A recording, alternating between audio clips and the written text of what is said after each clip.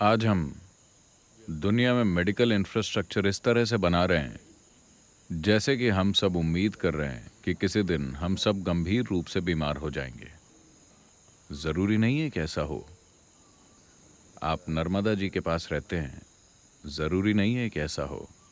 और ऐसी कई नदियां हैं, ज़रूरी नहीं है कि ऐसा हो। अगर आपको पता हो कि तत्वों को कैसे संभालना है, अगर सारे नहीं तो कम से कम पानी और हवा को अपने नियंत्रण में लेना बहुत आसान है। इन दो तत्वों तक पहुंच आसान है। अगर आप इन दो को अच्छे से संभालते हैं और अपने खान पान के बारे में थोड़े जागरूक रहते हैं तो आप कभी डॉक्टर के पास नहीं जाएंगे। एक समय था जब एक पूरे कस्बे में सिर्फ एक डॉक्टर हुआ करता था और ये काफ़ी था। आज हर गली में 5 डॉक्टर हैं और वो भी काफ़ी नहीं है। साफ दिखता है कि हम कैसे जी रहे हैं जब हम भूल जाते हैं कि हमें कैसे जीना है, जब हम उसका आदर नहीं करते जो हमारा जीवन बनाता है। ये धरती जिस पर हम चलते हैं, हवा जिसे हम सांस में लेते हैं, पानी जो हम पीते हैं, आकाश जो हमें थामे हुए है, जब हम इनका आदर नहीं करते तो हमारे भीतर उनका बर्ताव बहुत अलग होता है। आज ये दर्शाने के लिए पर्याप्त वैज्ञानिक प्रमाण है कि पानी की जबरदस्त याददाश्त होती है। अगर आप बस पानी को देखते हुए एक विचार पैदा करें तो पानी की आणविक संरचना बदल जाएगी। बस एक नज़र, पानी की आणविक संरचना बदल जाएगी। अगर आप उसे छूते हैं तो ये बदल जाएगी। आप इसे कैसे छूते हैं ये बहुत महत्वपूर्ण है। उदाहरण के लिए, यहाँ पानी को तांबे के बर्तन में रखा गया है और ऊपर एक फूल रखा है, क्योंकि ये भगवान है। और कौन भगवान है? अगर आप एक दिन पानी नहीं पीते तो सिर्फ यही भगवान है, दूसरा कोई भगवान नहीं है ना। Isn't it? So, how you treat the water, the memory remains for a long period. आप पानी के साथ कैसा बर्ताव करते हैं वो याद बहुत लंबे समय तक रहती है। पानी के साथ हमारा बर्ताव हमारे सिस्टम में हर चीज के गुण को बदल देता है। इस विज्ञान को हमने हमेशा से जाना है, लेकिन आज आधुनिक विज्ञान ने इस पर बहुत सारे प्रयोग किए हैं और वो कह रहे हैं कि पानी एक लिक्विड कंप्यूटर है। ये अपने अंदर जिस मात्रा में याददाश्त और बुद्धिमत्ता रखता है, ये एक लिक्विड कंप्यूटर है या ये एक फ्लूइड कंप्यूटर है। हमने हमेशा से ये जाना है। चरणामृत यही है। एक बूंद पानी के लिए लोग मंदिर में जाकर इसलिए खड़े होते हैं क्योंकि उसमें ईश्वर की स्मृति है। आप उसे अपने अंदर लेना चाहते हैं। अगर देवता शक्तिशाली हैं और पानी ने उन्हें स्पर्श किया है तो उसमें ईश्वर की स्मृति है। आप चाहेंगे कि वो आपके सिस्टम में प्रवेश करे। लेकिन इस तरह के पवित्र स्थान पर होना ही अपने आप में एक वरदान है। अगर कुछ ऐसे तरीके हैं जिनसे आप पानी में हो सकते हैं, अगर कोई ऐसा करता है, सारी क्रॉनिक यानी पुरानी बीमारियां चली जाएंगी। बीमारियां संक्रामक होती हैं या फिर क्रॉनिक होती हैं। संक्रामक रोग एक बाहरी हमला है। बाहरी जीवाणु हमारे शरीर में घुसकर हमें परेशान करते हैं। इसके लिए आपको डॉक्टर चाहिए, आपको लड़ाई करनी होगी। आमतौर पर हम केमिकल बमों से उन पर हमला करते हैं, लेकिन लोगों की 70% से ज्यादा बीमारियां खुद की बनाई होती हैं। हम खुद अपने शरीर के अंदर उनको पैदा करते हैं। इसकी बुनियादी वजह है इन तत्वों के साथ हमारा बर्ताव, अपने भीतर और अपने आसपास।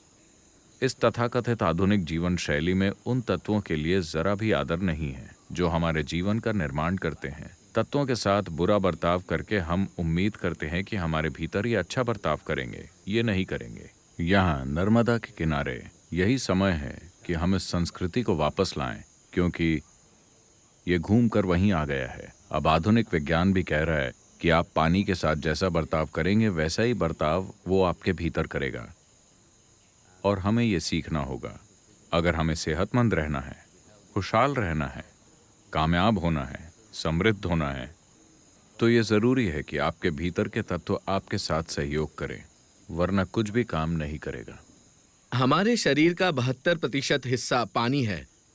अपने भीतर इस मुख्य तत्व को हम कैसे आसानी से शुद्ध कर सकते हैं? One simple thing you could do is how you treat the water. एक आसान चीज़ है पानी के साथ आपका बर्ताव, कम से कम पीने वाले पानी के साथ। मुझे पता है कि आजकल हर कोई प्लास्टिक की बोतलों से पानी पी रहा है।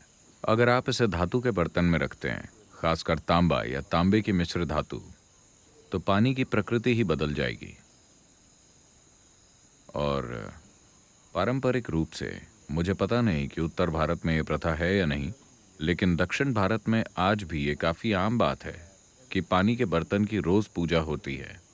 वो उस पर थोड़ी विभूति और कुमकुम लगाते हैं और एक छोटी सी आरती करते हैं, क्योंकि पानी में ज़बरदस्त याददाश्त होती है। उन यादों के अनुसार ही वो बर्ताव करता है।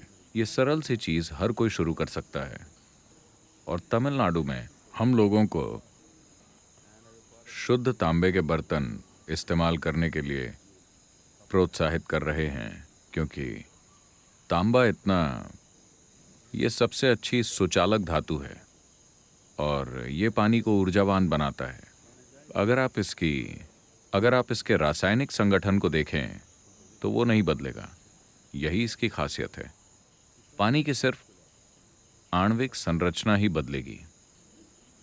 आपने शायद इसका अनुभव किया होगा। क्या नर्मदा में कहीं पर झरना है? झरना है? मान लीजिए कि पानी 20-25 फुट की ऊंचाई से गिर रहा है। झरने के तुरंत बाद अगर आप पानी को छूते हैं तो आपको पानी रेशमी लगेगा। क्या आपने देखा है? क्योंकि पानी अपने ही अंदर फूटता है और उसकी आणविक संरचना बदल जाती है, इसीलिए वो अलग महसूस होता है। आज लोगों ने वाटर इम्प्लोडिंग मशीन्स बना ली हैं।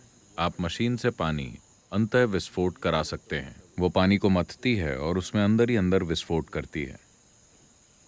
ऐसा पाया गया है कि अगर आप वो मशीन इस्तेमाल करते हैं तो केवल 10% पानी से आप पौधों को अभी की तरह ही उगा सकते हैं। पानी की खपत कम हो जाएगी। 10% पानी के साथ भी पौधे उतनी ही पैदावार देंगे, क्योंकि इम्प्लोड किया गया पानी रेशमी हो जाता है और उसकी पौधे या पेड़ का हिस्सा बनने की क्षमता काफ़ी बेहतर हो जाती है। तो अगर आप खेती करते हैं तो इम्प्लोडिंग मशीनें ला सकते हैं। इंग्लैंड में कुछ लोगों के पास उसका पेटेंट है। हम कुछ मशीनें लाकर तमिलनाडु के किसानों को उसकी सेवा दे रहे हैं, ताकि वो इम्प्लोडेड पानी का प्रयोग करें और खेत में उनका पानी का खर्च बहुत कम हो जाएगा। क्योंकि कब तक आप पानी को पंप करेंगे? इन दिनों बिजली भी मुफ्त नहीं है, तो किसानों को ये बहुत महंगा पड़ता है। अगर उसे कम पानी पंप करना पड़े तो इससे बहुत फर्क पड़ेगा। रोज के इस्तेमाल के लिए बस एक तांबे का बर्तन। हर दिन अगर आप इसके पास एक दिया जलाते हैं, एक फूल रखते हैं, तो पानी जिस तरह से आपके भीतर बर्ताव करता है वो बदल जाएगा। और पानी पीने से पहले बस एक पल के लिए कृतज्ञता और आदर की भावना, क्योंकि यही वो सामग्री है जिससे आप अपना जीवन बना रहे हैं। कोई अनजान भगवान नहीं, यही वो पदार्थ है जो हर पल आपके जीवन को बना रहा है। आप इसे कैसा बर्ताव करते हैं ये बहुत महत्वपूर्ण है। अपनी भावना में, विचारों में अगर आप पानी को, आपको कोई देवी देवता सोचने की ज़रूरत नहीं है। आप बस हकीकत को समझिए। सच्चाई ये है कि पानी के बिना आप जिंदा नहीं रह सकते। हाँ, जो भी आपके जीवन का आधार है आप उसके सामने झुकते हैं, है ना? तो ये पानी, ये भोजन, बस इनके प्रति आदर लाना। आप देखेंगे कि जो मात्रा में आप खाते हैं वो भी घट जाएगी और आपके अंदर इनका बर्ताव भी बदल जाएगा। अगर आपको कोई इन्फेक्शन नहीं होता है और अगर आप इन तत्वों से ठीक से बर्ताव करते हैं तो शायद आप फिर कभी डॉक्टर का चेहरा नहीं देखेंगे, जब तक कि आप खुद डॉक्टर ना हो।